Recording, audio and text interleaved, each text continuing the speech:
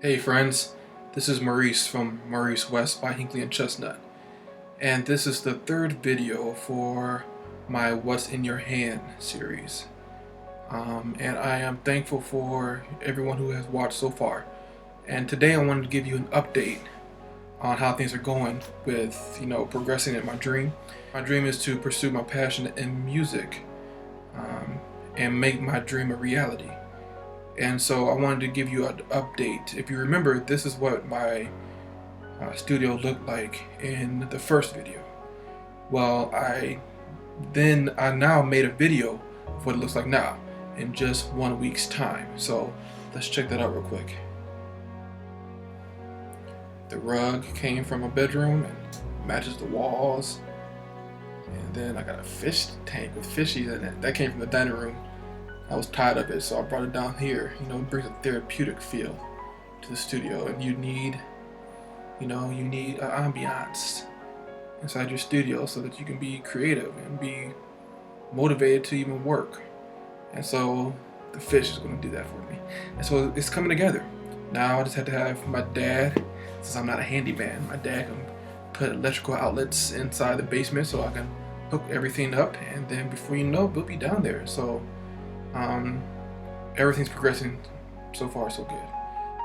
This is a lady at my church who we lovingly call Aunt D, but her real name is Denise Pearson.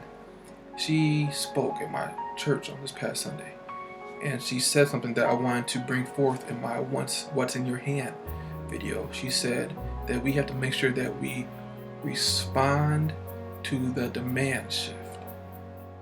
Respond to the demand shift.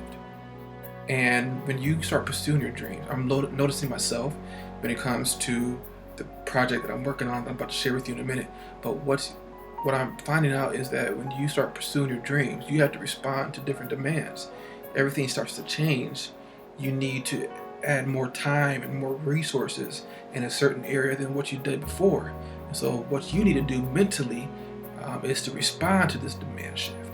And so it's so important that when it comes to responding to the demand shift, it could be when it comes to people who are in our lives who may not be able to push you towards your dream, or it could be habits that you have that are going to hinder you from your dream. You have to respond to the demand shift, because if you don't, you're not going to make it. Another friend of mine posted on Facebook today that hit me hard. Amateurs do things when they feel like it. Professionals do things on a schedule. Amateurs do things when they feel like it. Professionals do things on a schedule. When you are trying to pursue a dream, you have to be professional about it. You have to push toward, like you know what you're doing. In this case, no. Do I know what I'm doing? Of course not. But I'm pushing towards my dream. I'm pushing and I'm focusing on what my purpose is, and that is to make my dream a reality. So what that tells me is that instead of just being good, I have to work on being great, right? Instead of working on being okay with being an amateur, I have to push as if I'm a professional. Instead of being okay with decent, I have to push towards excellence.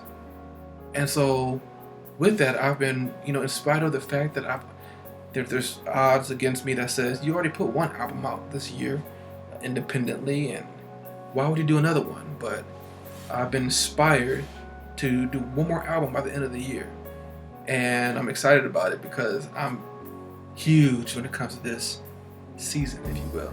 The season holds near and dear to my heart, and I feel like it may hold near and dear to some of yours as well. I'll let you go ahead and guess what kind of album I'm talking about. Let me start it real quick.